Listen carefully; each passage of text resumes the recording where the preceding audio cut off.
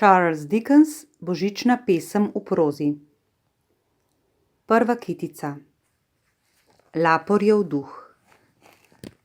Lapor je mrtev. To najprej. O tem ne more biti dvoma. Njegov pogrebni list so podpisali duhovnik, srenski pisar, zastopnik pogrebnega zavoda in glavni žalujoči. Podpisal ga je Stispuh in Stispuhovo ime je na borzi porok za vse, kar blagovoli podpisati. Stari Lapor je mrtev kot cvek. S tem pa ne mislim reči, da iz svoje izkušnje vem, v čem je cvek še posebej mrtev. Skoraj bi rad rekel, da je žebelj v mrliški rakvi najbolj mrtva stvar v trgovini z železnino. Ampak modrost naših starih je v tej prispodobi in naše neposvečene roke naj je ne kalijo, drugače z Bogom domovina. Zato mi boste že dovolili s poudarkom ponoviti, da je Lapor mrtev kot cvek. Je bilo Stispuhu znano, da je Lapor mrtev? Seveda. Kako bi sploh moglo biti drugače? Stispuh in Lapor sta bila ne vem koliko let družabnika. Stispuh je bil Laporjev edini izvršitelj oporoke, edini upravitelj zapuščine, edini glavni dedič, edini prijatelj in edini žalujoči. Ampak žalostni dogodek niti njega ni tako strašno potrl, da bi ne bil izvrsten trgovec celo na dan pogreba in ga popraznoval z nedvomno dobro kupčijo. Ko sem omenil Laporjev pogreb, me je to pripeljalo nazaj k stvari, s katero sem začel. Ni dvoma, da je Lapor mrtev. Tega se je treba jasno zavedati, drugače ne more biti v zgodbi, ki jo mislim povedati, nič posebnega. Če nismo do kraja prepričani, da je Hamletov oče umrl še pred začetkom igre, je v tem, da se ponoči ob vzhodniku sprehaja po domačih okopih, ravno toliko nenavadnega, kakor če bi se kakšen drug moški srednjih let o mraku lahkomiselno odpravil na vetroven kraj, recimo na trg pred cerkvijo svetega Pavla, dobesedno zato, da bi svojega sina pošteno spravil ob živce. Stispuh nikoli ni prepleskal imena starega Laporja.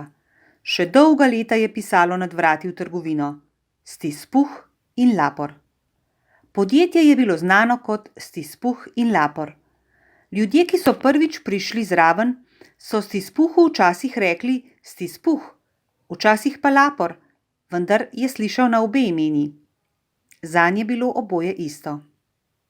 O, sicer je bil pa ta Stispuh mož trdih pesti in garač, stiskaški, ižemavski, grabežljiv, oderuški, skopuški, pohlepen star grešnik. Trd in oster kakor kremen, iz njega še nobeno jeklo ni ukresalo iskre plemenitosti. Molčeč in vase zaprt, sam zase kakor ostriga. Hlad v njem je zledenil stare poteze, mu posmodil prikoničeni nos, mu zgrbančil lica, olesenil hojo. Zaradi njega so mu oči zardele in ustnice posinjele.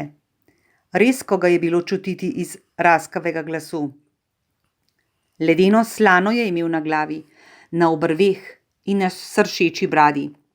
Podhlajenost ga je spremljala povsod. V pasjih dneh je bilo v njegovi pisarni kakor v ledenici in je tudi za božič ni otajal niti za stopinjo. Zunanja vročina in mraz sta malo vplivala nanj. Nobena toplota ga ni ogrela in zimsko vreme ga ni zmrazilo. Noben veter ni bril tako ostro kakor on, noben sneg ne zapade tako zaprimej, noben bičajoči dež ni tako nepopustljiv. Slabo vreme mu nikjer ni moglo do živega. Najhujši dež in sneg in toča in sodra so bili lahko samo v eni stvari boljši od njega. Dostikrat so bili radodarni z obiljem, a Stispuh ni bil nikoli. Nikoli ga ni nihče ustavil na ulici in mu srečnega obraza rekel: Dragi moj Stispuh, kako ti kaj gre? Kdaj se kaj oglasiš? Noben berač mu ni rekel: za Božjak, ubogaj me. Noben otrok ga ni vprašal, koliko je ura. Ne moški, ne ženska nista nikoli poizvedovala pri njem, kako se pride tja in tja. Še psi slepcev so ga menda poznali, in če so videli, da jim prihaja nasproti, so odvlekli gospodarja v kakšen prehod ali na dvorišče in mahali z repom, kakor bi hoteli reči: brez oči je bolje, kakor z zlim očesom, slepi gospodar. Ampak Stispuhu tega še zamar ni bilo. Pravzaprav mu je bilo samo to ljubo. Ko se je rinil po nagnetenih potih skozi življenje in svaril vsakršno človeško sočutnost, naj se mu ne približa, se je počutil, kakor temu pravijo poznavalci, kot riba v vodi.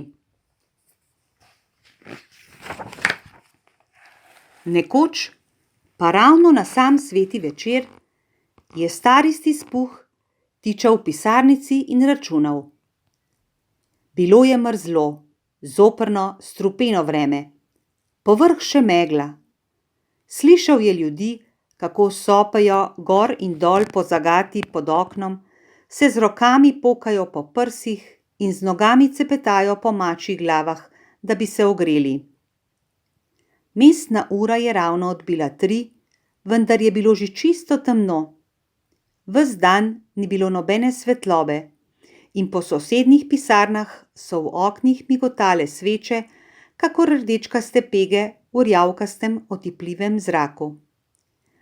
Megla je mezela skozi špranje in luknje v ključavnici in je bila v uličici, čeprav je bila med najožjimi, tako gosta, da so bile hiše na drugi strani kakor prikazni.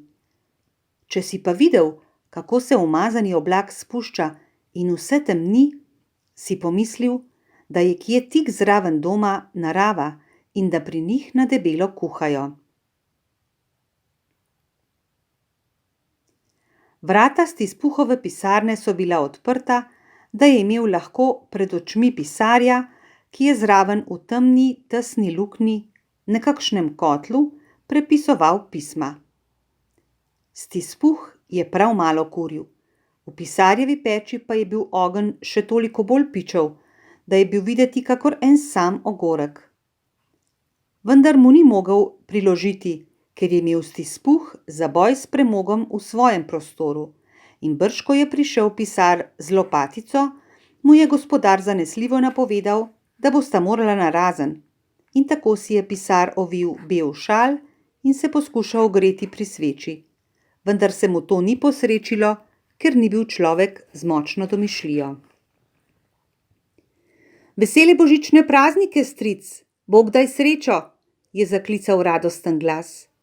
Bil je glas Stispuhovega nečaka in se je tako hitro približal, da je bilo to prvo znamenje njegovega prihoda. Je rekel Stispuh, neumnost.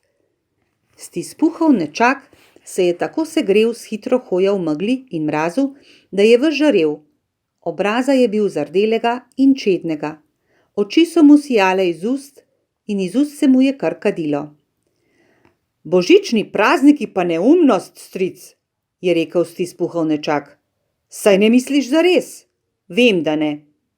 Pa mislim, je rekel Stispuh. Vesele božične praznike, jaz kakšno pravico si pa vesel? Iz kakšnega razloga si vesel? Zadosti si reven. Beži, no beži, ga je vedro zavrnil nečak. S kakšno pravico si pa ti pust? Iz kakšnega razloga si čemeren? Zadosti si bogat. Ker Stispuh trenutno ni imel boljšega odgovora pri roki, je še enkrat rekel in nadaljeval, neumnost. Ne bodi prgast, stric, je rekel nečak. Kakšen pa naj bom, je odgovoril stric, ko pa živim na svetu takih lenorcev. Vesele božične praznike, pojdi se solit pa veseli prazniki.